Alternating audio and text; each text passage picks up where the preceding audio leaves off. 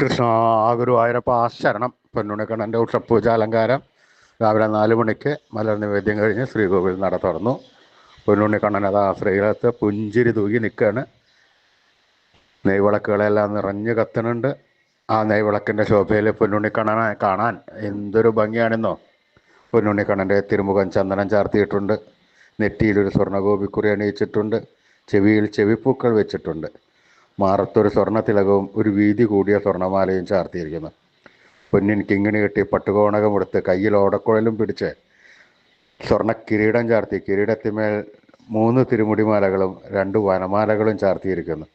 അങ്ങനെ ആ പൊന്നുണ്ണിക്കണ്ണൻ നമ്മുടെ എല്ലാവരിൽ സച്ചിദാനന്ദക്കട്ട പുഞ്ചിരി തൂകി നിൽക്കുന്ന രൂപമാണ് നട തുറന്ന സമയത്ത് ഭക്തന്മാർ കാണുന്നത്.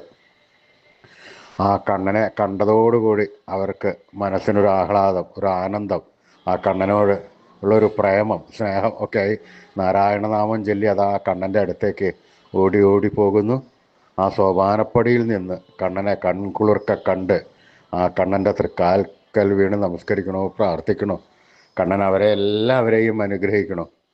ആ പൊന്നുണ്ണി കണ്ണനെ, ആ സച്ചിദാനന്ദ കട്ടയുടെ ആ മനോഹര രൂപം നമുക്കുടെ മനസ്സിലേക്കൊന്ന് ആവാഹിച്ചാലോ. ഒരു നിമിഷം എല്ലാവരും പൊന്നിൻ കിങ്ങിണി കെട്ടി പട്ടുകോണകമെടുത്ത് കയ്യിലോടക്കുഴലും പിടിച്ച് സർവാഭരണ വിഭൂഷിതനായി നിൽക്കുന്ന ആ പുഞ്ചിരിച്ച് നിൽക്കണ കണ്ണനെ നമ്മുടെ മനസ്സിലേക്കൊന്ന് ആവാഹിക്കാം.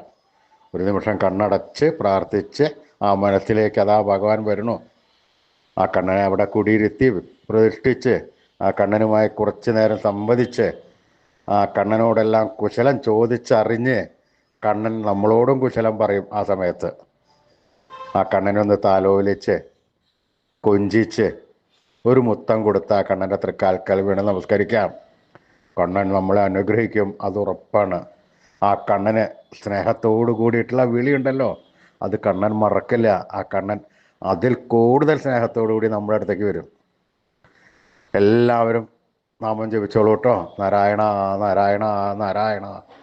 സ്നേഹത്തോടുകൂടി, ഭക്തിയോടുകൂടി, വാത്സല്യത്തോടുകൂടി, വിശ്വാസത്തോടുകൂടി നമ്മൾ ഭഗവാനെ വിളിച്ചു കഴിഞ്ഞാൽ ഭഗവാൻ നമ്മുടെ ഒപ്പം ഉണ്ടാവും, അത് ഉറപ്പാണ്. അതുകൊണ്ട് എല്ലാവരും ആ കണ്ണൻ്റെ തിരുനാമങ്ങൾ ചൊല്ലുക, പ്രാർത്ഥിക്കുക. ഒരു സങ്കോചവും വിചാരിക്കേണ്ട കേട്ടോ. നാരായണ നാരായണ നാരായണ നാരായണ നാരായണ.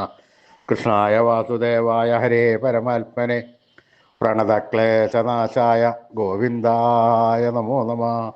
കൃഷ്ണായ വാസുദേവായ ഹരേ പരമാത്മനെ പ്രണതക്ലേശനാശായ ഗോവിന്ദായ നമോ നമഃ. കൃഷ്ണായ വാസുദേവായ ഹരേ പരമാത്മനെ പ്രണതക്ലേശനാശായ ഗോവിന്ദായ നമോ നമഃ. അച്യുതാനന്ദ ഗോവിന്ദ അച്യുതാനന്ദ ഗോവിന്ദ അച്യുതാനന്ദ ഗോവിന്ദ. ഈ നാമത്രയ മന്ത്രം എല്ലാവരും ജപിക്കുക, നിത്യ ഉപാസനയിൽ ഉൾപ്പെടുത്തുക. ഈ കലികാലത്ത് ഉത്തമമായ മന്ത്രമാണ്. ഋഷീശ്വരന്മാർ തലമുറകൾ കൈമാറി തന്ന ഈ ദിവ്യമന്ത്രം ദിവസേന നമ്മൾ ഉപാസിക്കുക. നമുക്ക് ആയുരാരോഗ്യ സൗഖ്യം, സർവ്വസമ്പൽ സമൃദ്ധി, സർവ്വ ഐശ്വര്യം, സന്തതി പരമ്പരകൾക്കെല്ലാം ശ്രേയസ് ഉണ്ടാകുന്നതാണ്. എല്ലാ ദിവസവും ഒരേ മന്ത്രം ജപിച്ചു കഴിഞ്ഞാൽ അതിനൊരു ശക്തി കൂടുതലാണ്. അതുകൊണ്ടാണ് നമ്മൾ ഒരേ രീതിയിൽ തന്നെ ദിവസേന പറയുന്നത്. അപ്പോൾ എല്ലാവരും കൃഷ്ണായ ഗോവിന്ദായ എന്നുള്ളത് ചെല്ലാം. അച്യുതാനന്ദ ഗോവിന്ദ അച്യുതാനന്ദ ഗോവിന്ദ എന്നുള്ളത് ചെല്ലാം. നിത്യം ഒരേ മന്ത്രം ഉപാസിച്ചു കഴിഞ്ഞാൽ അതിന് ശക്തി കൂടുതലാണ്. അതുകൊണ്ട് ഈ കലികാലത്ത് ഈ മന്ത്രങ്ങളൊക്കെ ചെല്ലുക. ഭഗവാന്റെ അടുത്തേക്ക് നമുക്ക് നടന്നു പോകുവാൻ സുഗമമായ വഴിയായി തരും. അതുകൊണ്ട് എല്ലാവരും ജപിച്ചോളൂ കേട്ടോ. അച്യുതാനന്ദ ഗോവിന്ദ അച്യുതാനന്ദ ഗോവിന്ദ